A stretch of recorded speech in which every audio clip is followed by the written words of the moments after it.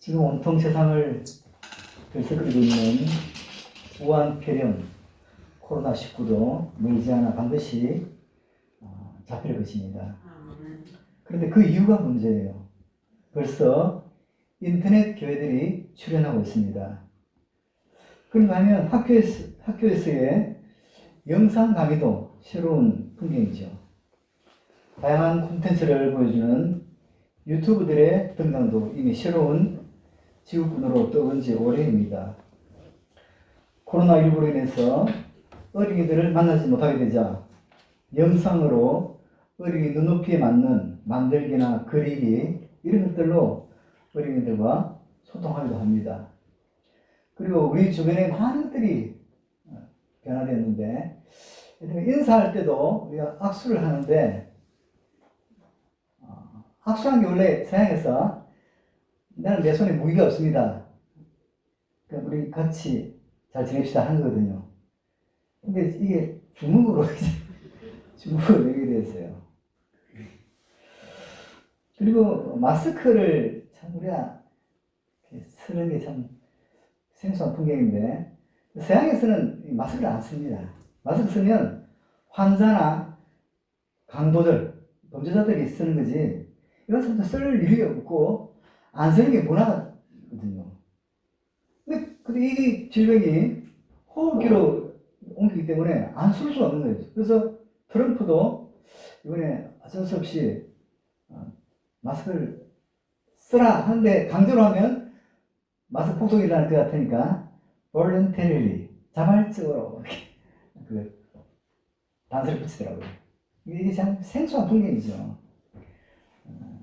모든 게 다 바뀌는데 결국 어떤 형태든지 지금처럼 발로 뛰는 아날로그식 목회로부터 영상과 인터넷을 활용한 목회 패러다임으로 많은 변화가 올 것입니다. 불과 한 달 전만 해도 영상으로 예배 실황을 중계한다는 것은 생각지 못했죠. 굳이 그럴 필요도 없었고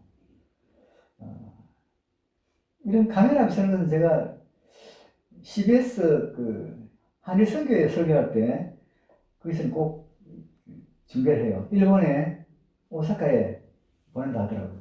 그래서 여기 핀 마이크를 해주고 이렇게 CBS 카메라 감독이 촬영하는 그런 것만 어쨌든 한 번씩 하다가 이렇게 이제 하니까 좀 저한테 생소하기도 하고 그렇습니다.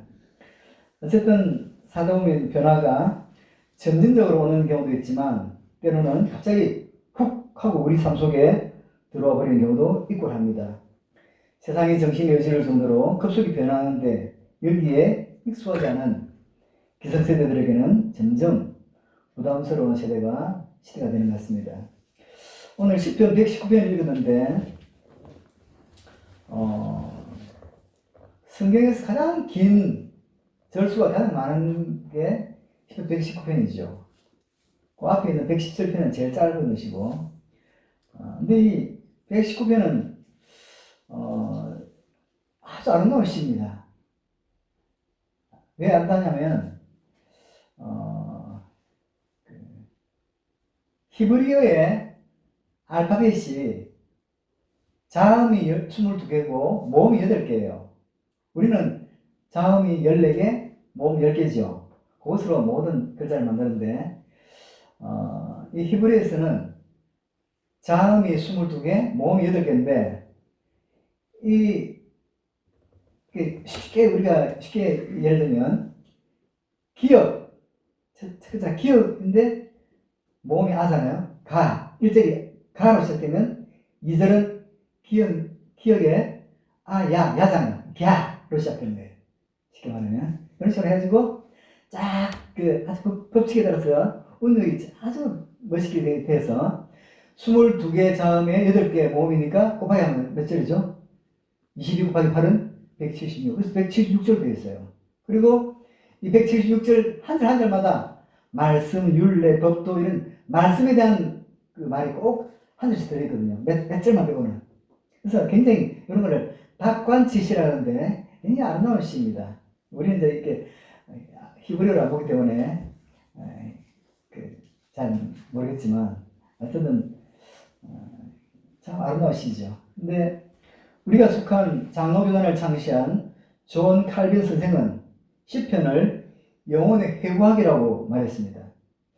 딱딱한 경전인 성경의 한가운데에 시편, 전도서, 잠언 이런 지혜 문학이 있다는 것은 참 큰 행복이 축복이죠. 특별히 시편은 몸과 마음이 병든 자들에게 치유의 은혜를 주는 그런 시로 많이 읽혀지고 있습니다. 이 고난주일에 성도들에게 고난은 어떤 의미인가 깊이 묵상하는 가운데 하나님의 위로가 있어서 좋겠습니다. 사람이 살아가면서 배우는 것은 적어도 이 땅에서 숨을 쉬고 있는 동안은 고난에서 그리고 많은 문제들에 대해서 자유할 수 없다는 것입니다. 아무리 강한 사람이라 해도 아무리 믿음이 좋은 사람이라 해도 밀려오는 고난은 만만한 것이 아니거든요. 우리 예수님의 경우를 보겠습니다. 우리 예수님 고난받기 위해서 오셨다 했습니다. 마태복음 16장 21절에 예수님께서 하신 말씀이 무엇이었습니까? 이때로부터 예수 그리스도께서 자기가 예루살렘에 올라가 장로들과 서기관들에게 많은 고난을 받고 죽임을 당하고 제3일에 살아나야 할 것을 제자들에게 비로소 나타내시니, 그러니까 고난받아야 된다, 죽임 당해야 된다, 다시 살아나야 한다. 이것은 하나님이 사람의 몸을 입고 오신 이유입니다. 고난과 죽음의 길은 예수님께서 마땅히 가야 할 길이었습니다. 구속을 위한 다른 길도 다른 방법도 없다는 것을 예수님 자신이 잘 알고 계셨습니다. 그럼에도 불구하고 십자가의 고난을 앞두고 계신 예수님의 기도가 무엇이었습니까? 마태복음 26장 39절에 아버지여 만일 할만하시거든 이 잔을 내게서 지나가게 하옵소서. 그러나 나의 원대로 마옵시고 아버지의 원대로 하옵소서 라고 기도했습니다. 마땅히 가야 할 길임에도 불구하고 할 수만 있으면 그 고난을 피하고 싶은 주님의 몸부림이었던 것입니다. 예수님께서는 고난 후에 부활을 아셨어요. 예수님은 고난 후에 있어질 영광도 잘 아셨습니다. 그럼에도 불구하고 고난은 고난이었으니 고난은 그가 누구라도 만만한 것이 아닙니다. 예수님이심에도 고난은 피하고 싶을 만큼 가벼운 것이 아니었다는 이야기입니다. 왜 고난이 오는 것일까? 고난은 결코 가난하기 때문에 오는 것이 아닙니다. 만약에 고난이 가난 때문에 오는 것이라면 재벌들은 고난이 없어야 하는 거 아니겠습니까? 그러나 재벌들이 종종 자살했다는 소식에 가난했으면 고난이 오는 건 아니구나 하는 생각이 됩니다. 고난은 결코 내가 힘이 없거나 능력이 없어서 오는 것이 아니에요. 어찌 보면 내가 힘이 없어 누구에게 고난을 받는 것이라면 적어도 대통령이나 검찰총장 같은 힘이 있는 분들은 고난에서 자유해야 되는 거 아니겠습니까? 내가 몸이 약하거나 병이 있어 고난당하는 것이라면 건강한 사람은 고난이 없어야 되는 거 아니겠습니까? 내가 배우지 못해서 무식해서 이렇게 고난이 많은 것이라면 많이 배운 사람은 고난이 없어야 하는 거 아니겠습니까? 내가 출세하지 못해서 고난이 있어지는 것이라면 출세한 분은 고난이 없어야 하는 거 아니겠습니까? 그런데 이 고난이라는 괴물은 지위 고하를 막론하고 그가 예수를 믿는 사람이든지 믿지 않는 사람이든지 구분 없이 찾아온다는 것입니다. 어김없이 그 삶에 동행한다는 거죠. 산호라면 고난의 종류, 고난의 색깔 또한 여러 가지인 거죠. 육체적인 고난 가운데 있는 분이 있습니다. 정신적으로 혹은 관계 가운데, 관계 속에 관계적으로 고난을 겪는 분도 있어요. 더 큰 문제는 이런 고난들이 어떤 사람에게는 한꺼번에 쓰나미처럼 덮칠 수 있다는 것입니다. 우리 성도님들에게는 어떤 고난이 있으십니까? 그리고 그 고난에 대해서 여러분은 어떤 반응을 하고 계십니까? 고난을 잘 감당하면 복이 온다는 것을 잘 알고 믿는다 해도 어느 날 갑자기 밀려온 고난을 감당한다는 것은 쉬운 일이 아닙니다. 우리가 성경에서 성경 읽을 때 욥이 많은 고난 받다가 나중에 끝에 갑절에 축복받았다. 그 축복이 욕심나서 욥이 받은 그 고난 받으시겠습니까? 시편 기자는 오늘 우리가 읽은 67편 71절에서 이렇게 말했습니다. 고난 당하기 전에는 내가 그렇게 행하였더니 그리고 고난 당한 것이 내게 유익이라. 무엇을 말합니까? 고난은 선택이 아니요 고난은 당하는 것이라는 말입니다. 어느 날 갑자기 고난이 밀려오는 거예요. 사람이 한치 앞을 몰라요. 이런 전염병이 올 줄 누가 알았겠습니까? 그래서 갑자기 비행기가 멈추고 뭐가 문 닫고 뭐 시장에 자영업자들이 손님 귀한 줄 이제 알았다. 넉넉히 알은 거지. 그 전에 막 손님들 몰려올 때 당연히 오는가 했는데 싹 끊기니까 야 손님 하나 귀하네. 절실히 느꼈다는 거예요. 이런 게 진짜 인생에 살다 보면 갑자기 밀려온 거예요. 축복이나 좋은 일은 계획을 세우고 기다려야 되고 준비해도 올 듯 말 듯 하는데 안 좋은 일은 환영도 하지 않았는데 내 삶에 쑥 들어와서 둥지를 털어버리는 거예요. 성도들 보느라면 졸지에 어려움 당하는 분들이 참 많이 있어요.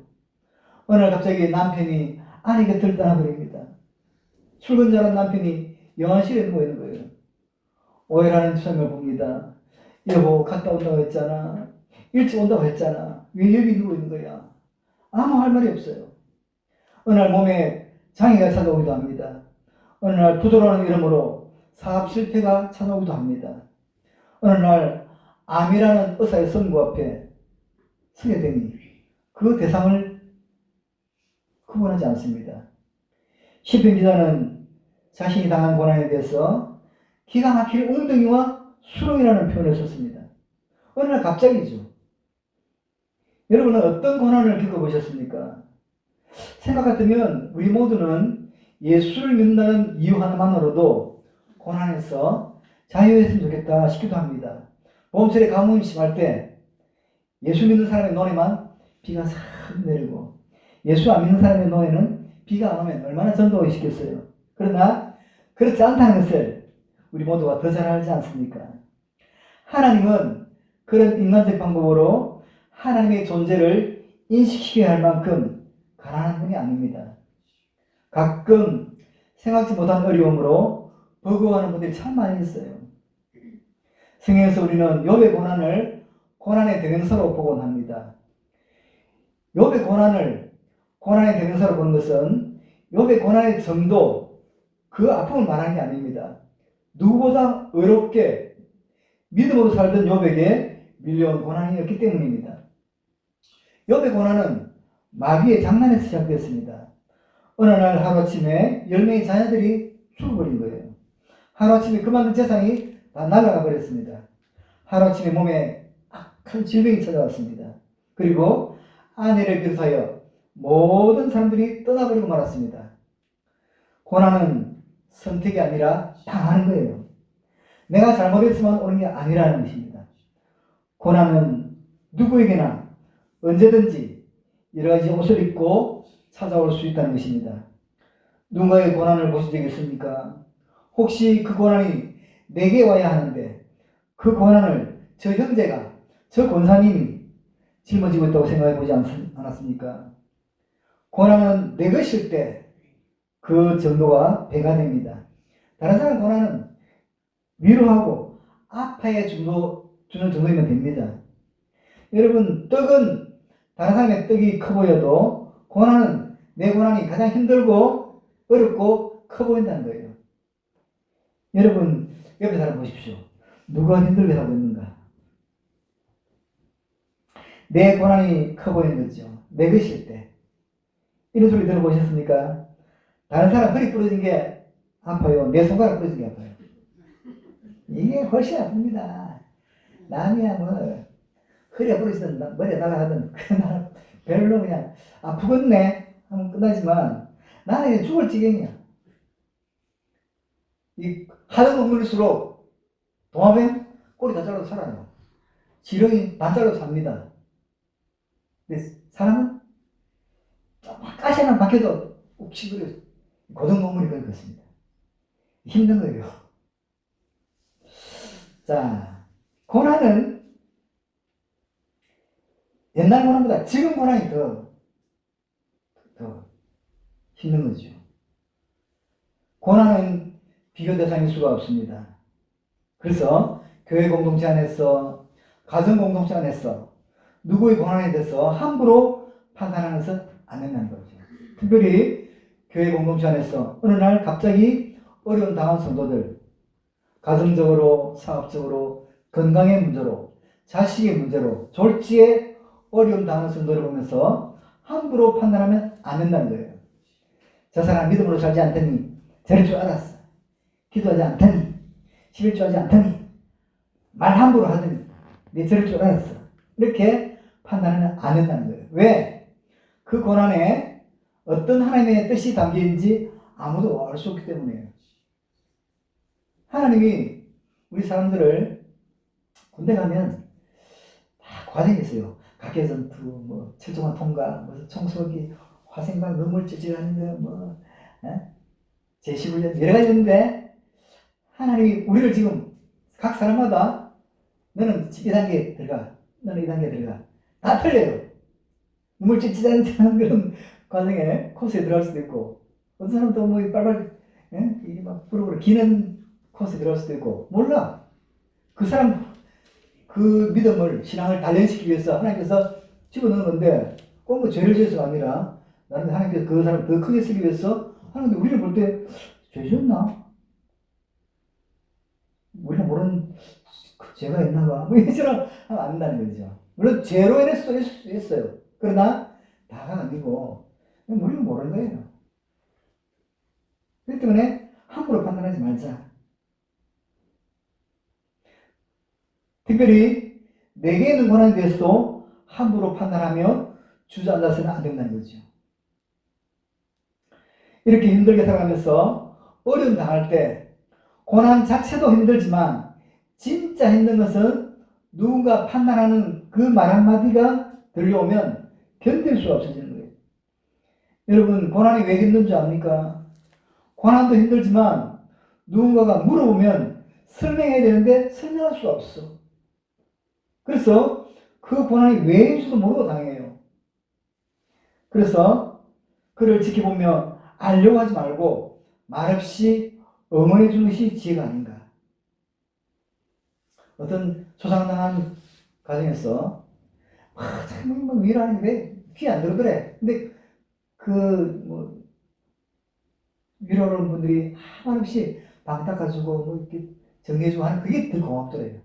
이 말이 노래 귀 안 듣는 거예요. 그냥 이렇게 정리해주고 정말 행동으로 보여주는 게 참 고맙더라면서 그런 글을 읽은 적이 있는데 그렇거든요.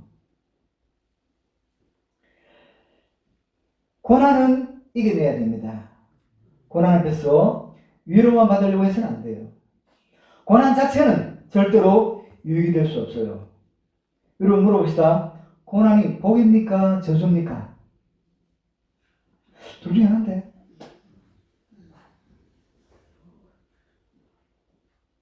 소통이 돼야 될 거 아니에요.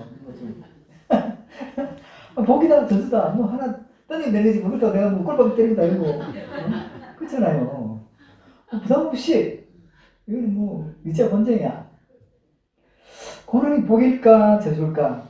고난은 복도 아니고 저주도 아니에요. 우리에게 밀려오는 고난은 원자재 같은 거예요. 철광석에서 뽑아낸 철은 사람을 죽이는 칼이나 창을 만들 수 있지만 사람을 살리는 수술용 칼, 의료도구도 만들 수 있습니다. 혹시 아십니까? 마약이 처음에는 치료용으로 생산이 됩니다. 그런데 그것이 엉뚱한 방향으로, 엉뚱한 목적으로 사용되면서 문제가 된 거죠. 처음에 핵도 좋은 의도로 만들어졌습니다. 지금 원자력 발전 얼마나 우리가 이용했습니까? 그런데 사람 안에 있는 죄성이 좋은 의도로 만들어진 핵을 다수의 사람을 살상하는 끔찍한 무기로 변형시킨 것입니다. 사람 안에는 그만큼 선한 게 없어요. 돈이 많아지면 그 돈으로 선하게 감사하며 살 것 같아도 이상하게 사람은 넘치는 돈으로는 반드시 죄 지으러 다닙니다. 아닐 것 같아요. 장담하지만 돈이 많으면 반드시 죄 지을 일밖에 없어. 고난 자체는 선택이 아니지만 고난의 결국은 선택일 수 있습니다. 고난이 환영하기에 내 삶에 오는 것은 아니지만 이왕 밀려온 고난을 어떤 태도로 맞을 것인가, 이것은 선택일 수 있다는 거예요. 밀려온 고난 앞에 두 종류의 사람이 있을 것입니다. 누구 때문이야, 뭐 때문이야 하면서 망가져버리는 사람, 또 하나는 고난 앞에서 더 강한 자가 되어 더 큰 축복, 더 큰 은혜를 누리는 자가 되어버리는 말이죠. 아멘 합시다. 밀려온 고난을 복된 고난으로 만들어버리는 축복이기를 바랍니다. 아멘. 시편 기자의 고백이 무엇이었습니까? 71절에 고난 당한 것이 내게 유익이라 이로 인하여 내가 주의 율례를 배우게 되었나이다 라고 말합니다. 고난 당한 것이 내게 유익이라. 여러분, 그 고난을 하나님이 주셨다, 내게 주셨다 해도 그 고난이 무조건 내게 유익이 된 것은 아니에요. 고난이 왔다고 해서 내 삶이 무조건 좋아지는 것도 아닙니다. 그 고난을 하나님이 주셨다 해도 그 고난은 얼마든지 내 인생을 망가뜨릴 수 있어요. 우리 주변에 보면 밀려온 고난을 감당하지 못해서 망가진 사람이 얼마나 많은지 모릅니다. 시편 기자는 이렇게 말했잖아요. 고난 당한 것이 되게 유익이라고.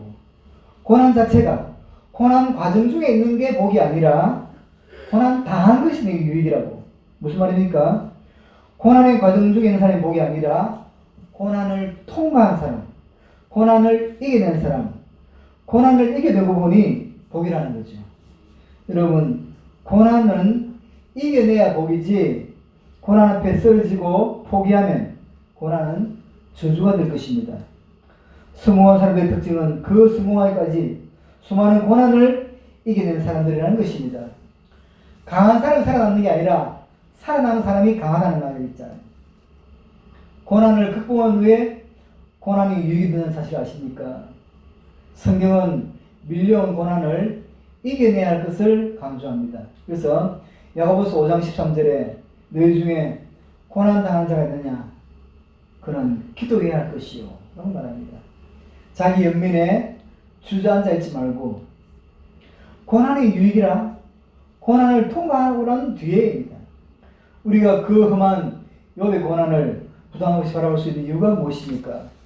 우리가 한나의 눈물을 눈물로 보지 않아도 되는 이유가 무엇입니까? 나중에 보면 한나에게 처음에 사무엘 주시고 뒤에 아들 셋, 딸 둘을 다섯을 더 주시기 위한 주는 하나님의 결국을 우리가 보기 때문이죠. 욥의 고난으로 보지 않아도 되는 이유가 무엇입니까? 욥의 결국을 우리가 알기 때문입니다. 이렇게 말씀드렸습니다. 고난이나 환난은 선택일 수 없지만 그 환난이나 고난의 결국은 선택이라고 말입니다. 그리스도인들은 고난 중에 누구 때문이야, 뭐 때문이야 하면서 자신을 망가뜨려서는 안 됩니다. 누구 때문이든지 뭐 때문이든지 그 고난을 이겨내야 합니다. 이겨내고자 하면 합력해서 선을 이루고자 하시는 하나님께서 그 고난을 통해서 주시고자 하는 하나님의 축복을 우리에게 안겨주실 줄로 믿습니다. 그래서 그리스도인은 내 삶에 밀려온 고난을 복된 고난으로 만들어버려야 됩니다. 내게 임한 고난을 현재형이 아니라 과거형으로 만들어버려야 됩니다. 고난으로 인해서 시편 기자가 받았던 복이 무엇입니까? 67절, 71절 다시 보면 고난 당하기 전에는 내가 그렇게 하였더니 이제는 주의 율법을 지키나이다. 고난 당한 것이 내게 유익이라. 이로 인하여 내가 주의 율례를 배우게 되었나이다. 고난 당하기 전에는 내 마음대로, 내 속에는 옳은 대로 해도 되는 줄 알았던 것입니다. 고난 당하기 전에는 교회 와야 될 이유도 없었습니다. 그저 내 계획대로 사는 것이 똑똑한 줄 알았습니다. 내 마음대로 다 될 줄 알았습니다. 근데 어느 날 고난이 밀려왔어요. 내가 할 수 있는 게 아무도 없습니다. 시편 기자는 그 고난의 과정을 통해서 주의 율례를 배웠다는 말이 무엇이 진정한 삶의 가치인가를 알았다는 것입니다. 고난을 통해서요. 고난을 이겨낸 사람의 삶은 진지합니다. 고난을 이겨낸 사람의 언어는 진지하고 표정도 진지합니다. 이 원리를 잘 알고 있던 욥은 욥기 23장 10절에서 이렇게 고백하니 그러나 내가 가는 길을 그가 아시나니 그가 나를 단련하신 후에는 내가 순금같이 되어 나오리라. 이 말씀은 뭡니까? 고난의 결국을 믿으니 고난을 통해서 나를 단련하신 하나님이 나를 순금이나 정금같이 만들어내리라. 이것을 믿고 그는 11절에 이렇게 고백했습니다. 내 말이 그의 걸음을 바로 따랐으며 내가 그의 길을 지켜 치우치지 아니하였고 좋은 일이 있을 때 감사로 뛰다가 힘든 일이 있을 때 주저앉아 버린 게 아니라 어떤 모진 바람 앞에도 치우치지 않고 주님 따라가는 걸음 비틀거리지 않고 꿋꿋하게 가는 거죠. 12절은 내가 그의 입술의 명령을 어기지 아니하고 정한 음식보다 그의 입의 말씀을 귀히 여겨두다. 왜? 결국은 말씀대로 되더라. 욥은 결국 그 고난을 진행형에서 과거형으로 만들어버렸습니다. 밀려온 고난을 복된 고난으로 만들어버린 거죠. 우리 작동교회에도 20년 동안 많은 일들이 있었습니다.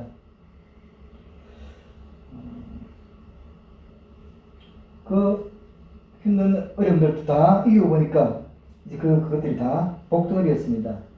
목회하면서도 많은 일들을 겪습니다. 하나님, 나는 인생을 참 힘들게 살았는데 목회까지 분황이 많으면 어떻게 견디겠습니까?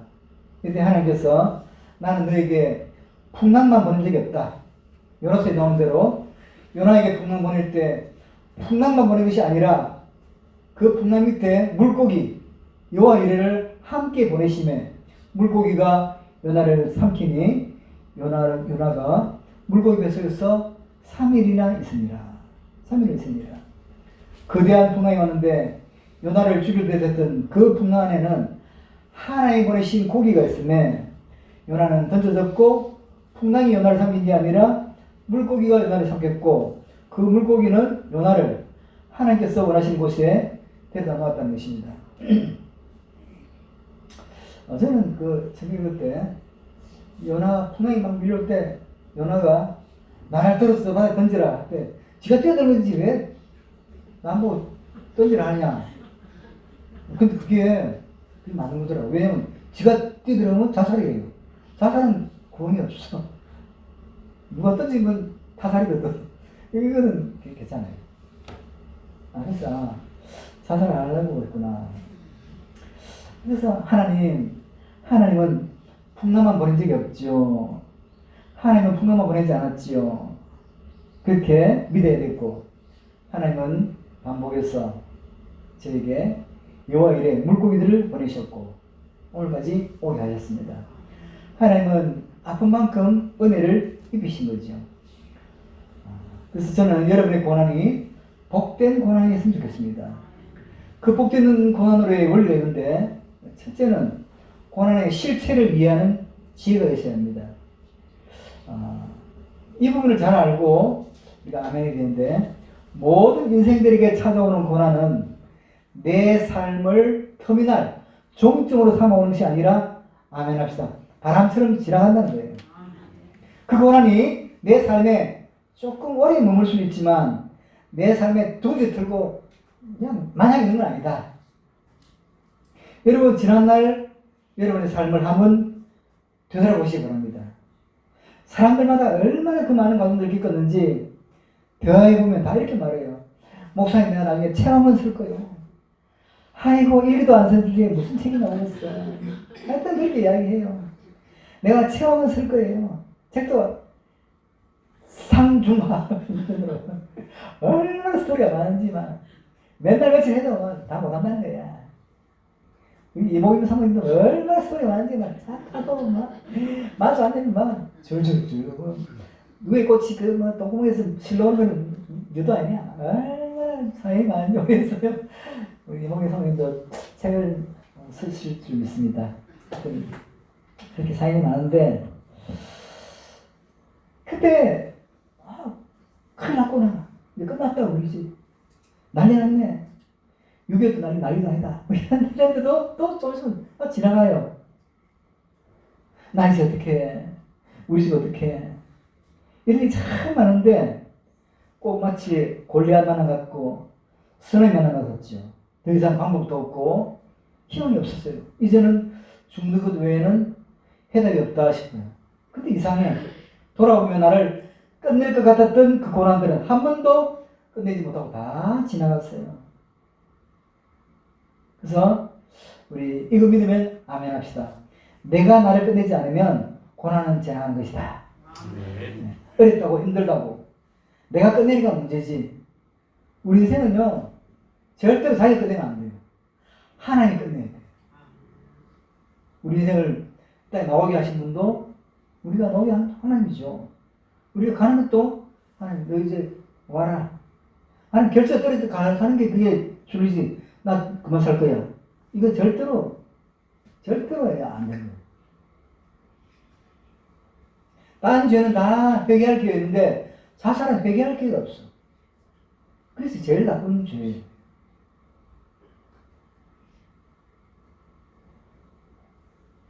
그러니까 지금까지 살아오면서 어떤 것도 나를 끝내지 못했으니 앞으로 어떤 것도 내 인생을 끝낼 수 없을 것이다.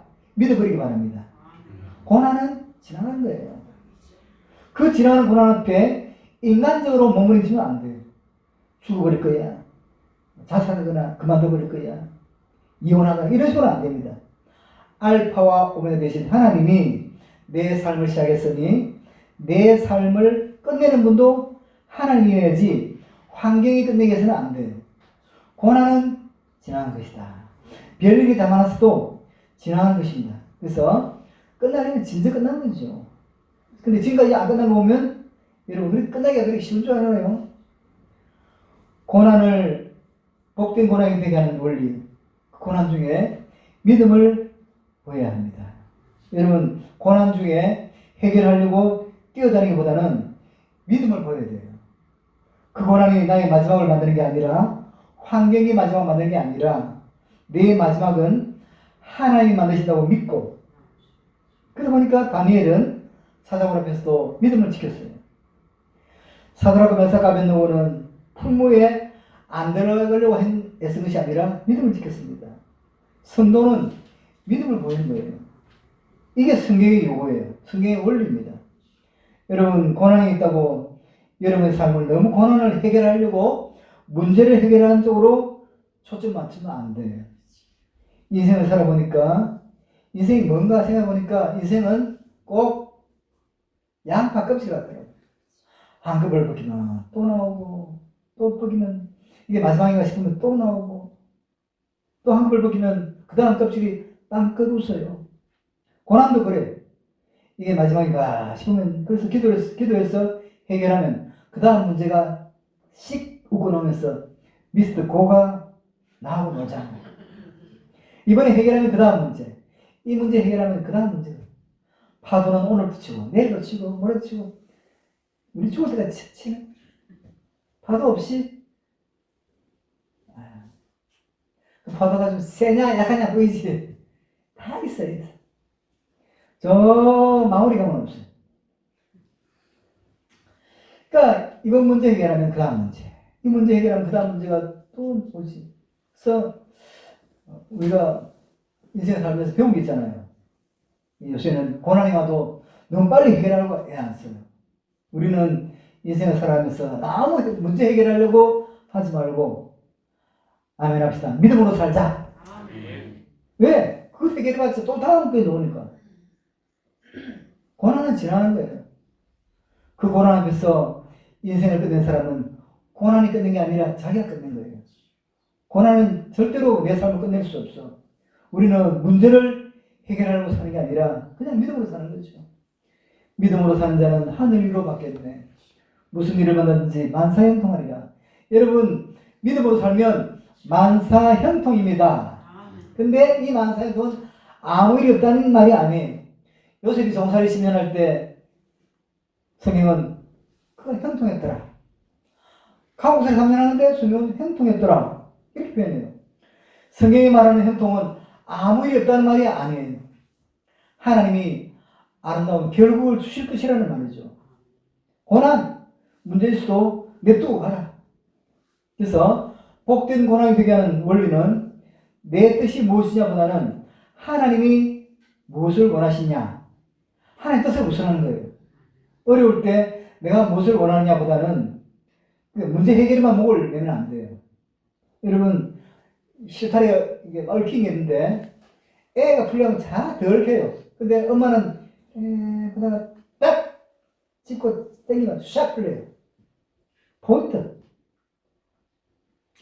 내 인생을 얽힐 때 내가 풀려면 자꾸 얽혀요. 해결하려고 뛰어다니는 만큼 얽혀요. 그런데 내 인생의 주인 되시는 하나님이 잡으면 다 풀려. 성경은 이렇게 말하네요. 너희 중에 고난당하는 자 있느냐? 기도해라. 기도. 어떤 분도 이렇게 말해요. 기도해도 소용없던데요. 기도해도 안 되더라고. 기도해도 안 되는데 기도마저 안 하면 되겠냐? 여러분, 용사라면 용사하고 기도하면 기도하고 그렇게 사는 거지 뭐. 문제 있다고 기도 안 하고 문제 있다고 예배 안 나오고 그러면 안 돼요. 하나님은 다윗에게 사울이라고 하는 고난을 붙이시면서 그가 어떻게 하는가 봐요. 그 사울의 고난 앞에서 다윗은 하나님이 원하는 대로 가니 그가 잘 던지는 물맷돌을 골리앗 상에서는 던져도 철저히 원수라고 여기지는 사울에게는 절대 안 던집니다. 요새 보십시오. 자기를 팔아서 노예로 만든 형들을 미워하지 않아요. 자기를 억울하게 감옥 가게 한 여인을 원망하지 않아요. 나를 만드신 분은 하나님이다. 그리고 이 고난이 복된 고난이 되게 하는 원리 네 번째는 하나님의 위로줄을 붙잡아라. 하나님 위로를 잡아라. 여러분, 고난 중 누구를 미워하면서 자기 연민에 빠져 있으면 안 됩니다. 세상에서 가장 큰 고난에 빠져 있는 것처럼 자기 생각에 빠져 있으면 안 돼요. 고난을 이렇게 겪다 보면 참 신기한 게 하나님은 절대로 고난만 주시지 않아요. 요나에게 풍랑만 보낸 게 아니라 그 풍랑 안에 큰 물고기 보냈듯 다윗에게 사울을 붙여놓고 그 사울이 늘상 다윗을 죽이려고 하지만 하나님은 다윗에게 아주 좋은 친구 요나단을 붙여줘요. 그래가지고 요나단으로 하여금 다윗을 위로하고 다윗도 피할 길을 미리 알려주고 이렇게 도와줘요. 그래서 그 하나님의 위로줄 담당이 참 중요해요. 참 신기하지. 우리가 힘들어도 힘든 일 많이 있지는 않아요. 하나님이 참 멋진 게 뭐냐면 남편 그놈이 속 썩여 죽을 지경인데 이놈을 끝낼까? 그러면 아이가 학교에서 100점 맞는 시험지 컷가지고 위로를 줘. 힘들어 죽고 다 했는데 애가 공무원 시험 학교에서 또 잘 만났다 하면 학교에서 복된 고난이 되게 하는 마지막 원리는 울타리 안에서 승리해라. 환경에서 벗어나려고 하지 말고 울타리 안에서 이겨내라는 거죠. 벗어나는 것만을 목적으로 삼으면 환경을 바꾸면 그 고난이 다시 와요. 힘들어도 그 남편하고 참고 잘 살아야지. 힘들다고 그 남편 버리고 딴 남자 만나면 성경에 보니까 그놈이 그놈이다. 어저께 잠깐 뭐 동시에 보는데 어떤 여자가 이혼했어요. 또 새로운 남편하고 사는데 그 여자가 한 말이 내가 전에 남편한테 요 집안 남편한테 하는 거 반만 했어. 내가 이혼 안 했을 거야. 지금 이게 훨씬 힘든 거예요. 두 번째로. 뭘 첫 번째 좋은 거예요. 참고 사는 거죠. 누가 그렇게 좋아서 살아요. 여러분의 아내가 때로 마음에 안 든다고 느껴질 때도 있을 거예요. 그러나 하나님이 내 지랄 같은 성질을 알고 잘 붙여주셨구나. 그게 감사해야 돼요. 울타리 안에서. 지금 이 환경은 하나님 주신 건데 피해봐도 또 그 고난 만나. 직장 옮기는 사람은 또 6개월 안에 또 직장 옮길 만한 상황이 생겨요. 고난은 이겨내는 것이 피하는 게 아닙니다. 이겨낼 수 없으면 가만히 있으면 돼요. 내 삶은 내가 만든 것이 아니다. 고난은 환경에서가 아니라 마음에서 극복해야 돼요. 욕심도 내려놓고 미움도 내려놓고 고난을 이겨낼 수 있는 방법 뭐죠? 성령으로 충만해야 돼요. 성령의 능력 받아야 돼요. 성령의 능력은 고난 아니게 만들어줄 거예요. 주여 성령으로 충만하여 세상을 이기게 해 주옵소서. 문제도 이기게 해 주옵소서. 예수 믿는 사람은 모든 문제를 다 해결하고 예수 믿는 게 아니라 다 놓아두고 잘 믿는 거예요. 고난 앞에서 늘 믿음의 아름다운 반응을 보이는 우리 성도님들 다 되시기를 주님의 이름으로 축복합니다. 사랑과 은혜가 풍성하신 하나님, 고난주일에 시편을 묵상했습니다. 우리 인생이 이 땅에서 숨을 쉬며 사는 동안에는 고난과 문제에서 자유할 수 없는데 우리에게 밀려오는 이 고난을 믿음으로 잘 감당하게 하시고 극복해 주옵소서. 고난의 실체를 잘 이해하고 모든 고난은 다 지나가는 것임을 알고 주의 능력을 의지하여 이겨낼 수 있도록 도와주옵소서. 우리 모두 성령으로 충만하여 세상을 이기고 죄를 이기고 마귀를 이기고 육신의 정욕을 이기고 모든 시험을 이겨낼 수 있도록 주님 도와주옵소서. 예수님의 이름으로 기도드리옵나이다. 아멘.